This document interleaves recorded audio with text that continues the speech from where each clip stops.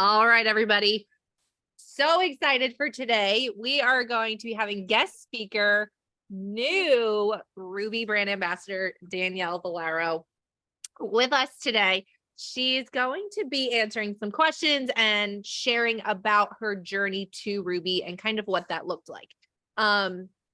It's been really cool to watch. And I will just say this. So Danielle is one of those people that from the beginning, we knew had all the potential in the world, but had some obstacles that she had to overcome. She had some, head junk that she needed to overcome, some things. And she was one of those people that were like, if she could just see what we see and believe what we believe, she could blow the top off of it. Right. And it was just, there was hurdles, there was things we had to get through, the muck, the mud. And even now, now she is Ruby, right? She's on her way to senior Ruby with her team. And it's oh my gosh, finally, you're seeing it, you're believing it.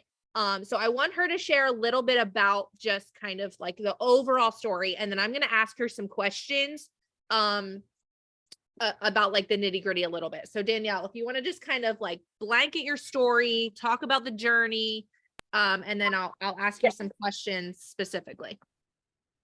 All right. So I'm going to apologize now because I'm multitasking on my way back out of the bakery. Sorry, guys. Excuse me.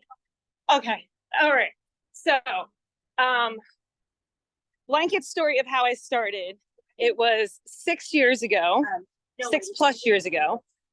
And I was just at the end of my rope. I couldn't function. I had headaches every day. I was crying in my bathroom for hours at a time for no reason, because I had no reason for me to be upset. Life is great. I have a great husband. The kids are healthy. We have a house over our head. There was no reason for me to feel the way that I was feeling. And it was just so terrible. It was a terrible feeling that I wouldn't wish on anybody else. Anyways, I was struggling. I went to the doctors. The doctors were like, you should take X, Y, and Z. And I was like, yeah, but that's not what's wrong with me. I knew that there was something internally wrong with how I was feeling. I couldn't have gone from being perfectly healthy, perfectly fine, running every day, eating good food, to all of a sudden just feeling like crap. And so I was just all right, I'm going to trust what the doctor says. I'm going to try it. And so I did. And then I felt even worse. I felt like a zombie. It wasn't anything that I wanted for myself. And so I was like, this isn't the lifestyle that I need. And I know that this is not going to be conducive for myself. And so I had quit. I said, this is it. I'm done. I'm either going to make it or I'm not going to make it. There were very many days where I was like, today could be my last day. Very well could be my last day. And so I decided that, whatever, I guess this is just how it's going to be. And I saw my niece posting about this pink drink, and I immediately rolled my eyes, and I was like, I'm going to say an F word, so don't yell at me, okay? I was like, no fucking pink drink. It is making you lose weight, sis. It's not happening. That's a bunch of BS. It's not true. So I rolled my eyes, and I would scroll past her post, and I was still struggling, but I guess it was more I didn't want to believe it for her. There was nothing in me that thought a pink drink could change her life or make her feel better or make her lose weight. I didn't believe it. And so one day she posted the graphic that all of us have posted before that says, if you struggle with one of these things, tell me, let's have a conversation about your gut health or something like that. And so we met up at a family party. We had the conversation. She told me about the 60-day money back guarantee. And I was like, that's it. I'm sold. Quick order it, because I know this isn't going to work, but 60 days from now, I'm going to get my money back. So I'm willing to try it all. And so I tried it. And within those first 2 months, I had noticed significant changes where I wasn't eating the Motrin out of my purse like Pez candy anymore. I still had a full bottle of Motrin. And I was like, how is that possible? Because I was buying a bottle of Motrin a week and going through it easy. And not the little bottle. We're talking about the big bottle of Motrin. And so that was the start of it. That was how I got into it. And I guess it's been history ever since. I love it. So, all right. So you start feeling better. You realize this is working. You start posting on social media.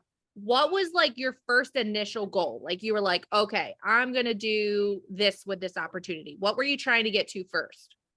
Well, my first goal was that I had to get my products covered because I was a stay-at-home mom. My husband already works like a slave. We have a bakery, we do house renovations, so he's never home to begin with. And he has to pay for all of the things. And so I felt really guilty because I used to be able to take care of myself. Like I used to have my own job, I used to do my own thing. Like I never had to worry about it until I became a mom.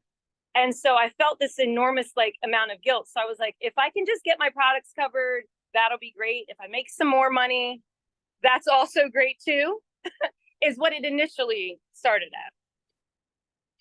When do you feel like you had the shift of like realizing what the opportunity was and what you could actually have? Not that you necessarily believe that you would, but when did you experience the shift of, okay, this could really be something? I don't think I've ever told this to anybody. Oh, well, good. That's So, good. so I think my shift of this could actually be something was when Megan came to your house, and I think it was Parker's birthday. I think it was Parker's birthday or Charlie. It was Charlie. It was Charlie's birthday. And we were at your house in Jersey, and we were all like doing the boomerangs, and we had the photographer there. And I was like, this is kind of cool. I've always been extra my entire life. So I was like in my element when we were doing like the photo shoot. I love it. So I was like, this could actually be some more. But I really think that like that was the moment where I was like, there's other women that are doing this too. And even if it's just to pay my groceries or to pay for my hair and my nails, I was like, okay, there's potential here. And then after I think we had 3 girls go silver on my team before I had hit gold. And that was like, all right, there's money here to be made. Mm-hmm. Yeah. I love that. And like, let's just say something about that, guys. So we had a Cinco de Mayo party at my house. Okay. I think like Britt was actually there. Willow was like teeny tiny. We had a photographer come and she took like, I don't know, it was like 3 pictures of each of us for like headshots and all the things. You're doing boomerangs. And that was like one of our, I think I went Ruby Senior Ruby that month. And that was like one of our really first bigger in-person events with like outside teams. Okay. And like Danielle had been on the phone with us a couple times before that, but getting in person, rubbing shoulders and seeing people like, oh my gosh, they're so normal. I mean, like if you spend any amount of time with Megan or me in person, like you're like, okay, yep, they're normal. Right. So being able to see other people, normal people, everyday moms, and have that vision cast for you and see the fun of it. And like, I could do this and get paid for it. Absolutely. Like that's big. So just another plug for why you need to get in person, why you need to be around other people in this business. That is a major reason why. Okay. So, all right. So right around then that was 2000, and I'll say that was 2018. So 2018, you're like starting to see this vision. Now you had growth, right? We had the COVID growth. Yep. Danielle was part of the COVID growth. We had massive influx there. And then things got a little shaky after that, right? Like things got, and I mean, I'm just going to say, I feel like when you're approaching that Ruby mark is when your leadership is really going to start to get challenged. You're going to have to make, like I just said to Sharon the other day, she said something about somebody, I'm going to ask them if they're all in. And I'm like, I'm just going to say this, and maybe your sponsor doesn't agree with me. I'm like, people don't really know if they're all the way in until they're in with Ruby. Like, because now you need to make a decision. Are you really going to show up and lead your team, or are you going to like keep one foot out the back door? Because at Ruby, you've got 100 people or so that are looking to you as a leader. And I feel like that is a very pivotal moment in your business. So Danielle hit senior gold in the COVIDness. Okay. And then there's like this influx of good and bad and things that happened in between. What do you think, Danielle, was, I mean, obviously mindset, but where do you think, and I mean, I know the answer, but where do you think, what was the hardest part of going from that senior Ruby mindset into that shift of now going to Ruby for you? What was the struggle thing for you? So the struggle thing for me was realizing that I wasn't doing what I said I was doing. And it was like a smack in the face, because anytime you asked me or Sharon asked me or Phil and his endless phone calls asked me, I was like, I don't know. I don't know who else to message. I was like, I've messaged all of my friends. I've talked to all of my people. I've done all of the things. But at the same time, it was like, I was holding back because I'm a type 3. So like, I want to party. I want to have all the fun. I want to be a leader. I want to do all of the things. But something deep down inside of me was like, whoa, if you message that person or if you send them a message, if they say no, then what happens? And so we had this whole long conversation about why I felt that way.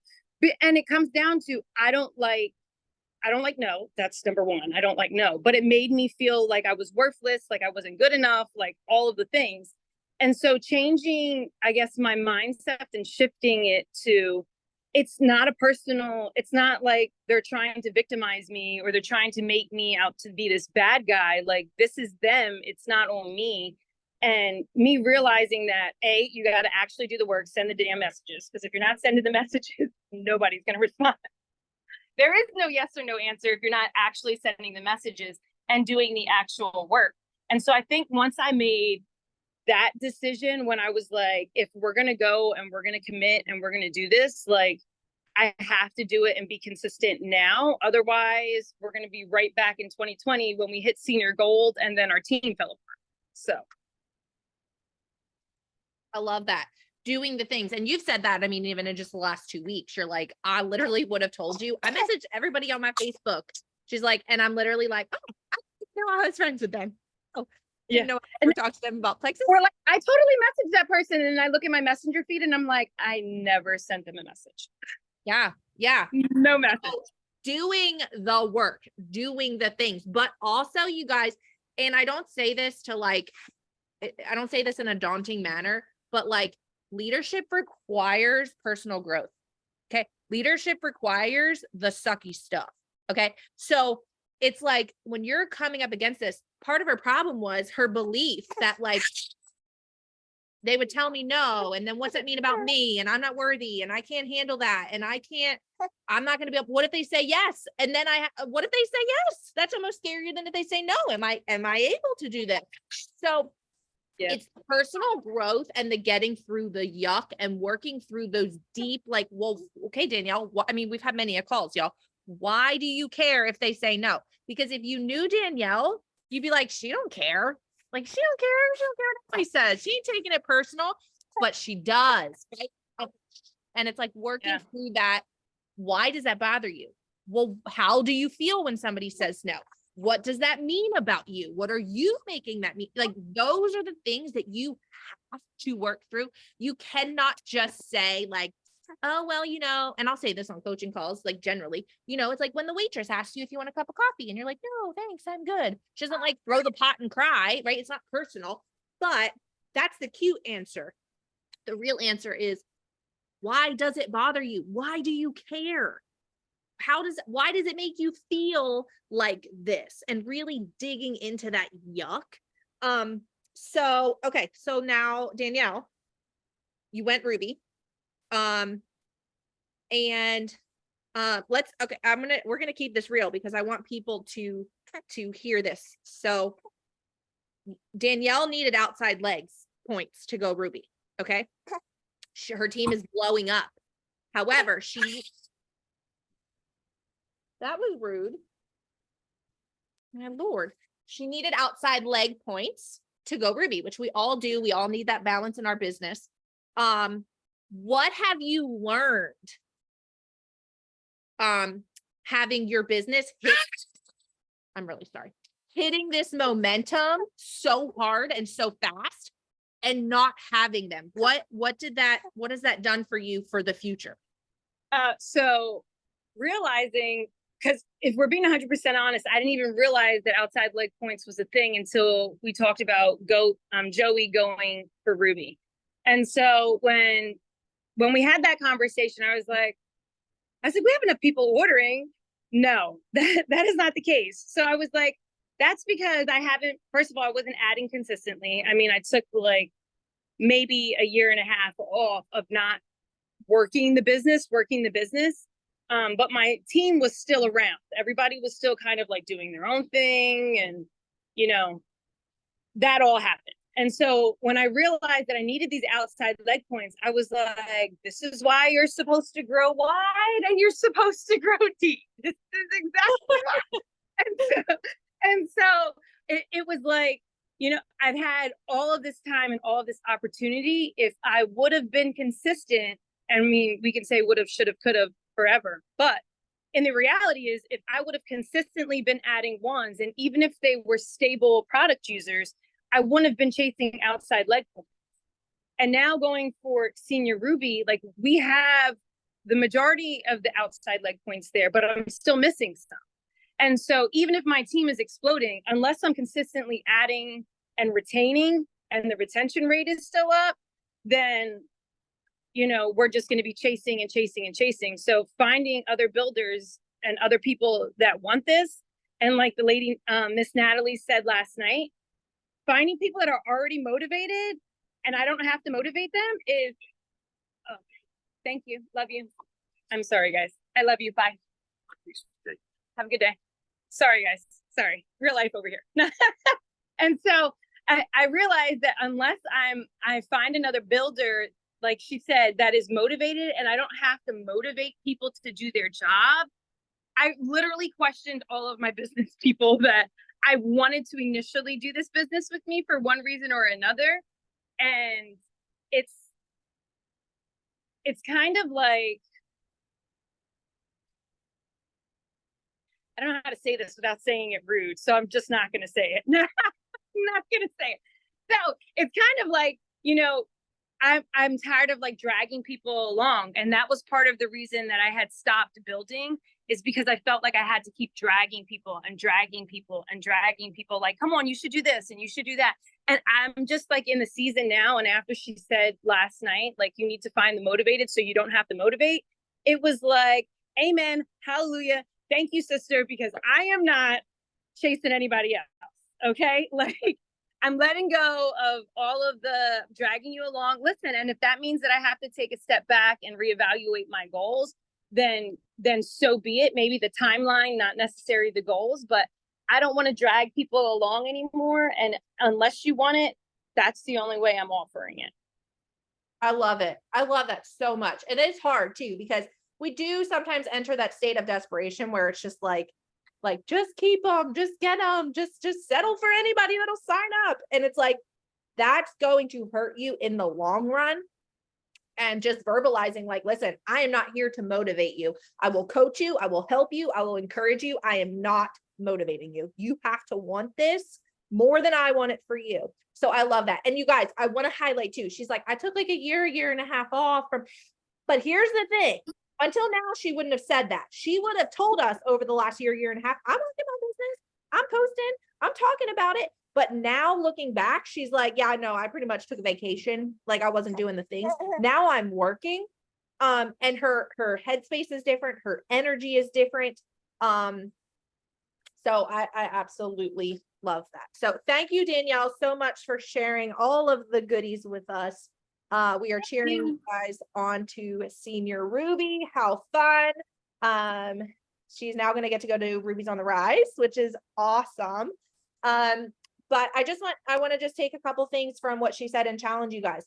Reevaluate like the work you're doing. Like, are you really doing it beginning to end? Are you just trying to check the boxes and write the names on the lines? Or are you really doing it? Are you having the hard conversations? Are you straight up just asking people like, listen, what is stopping you? Like Phil says, what's it going to take for you to do this with me? What's it going to take? Are you willing to let go of the dead weight so you can move forward, even if it means slowing you down a month from your goal?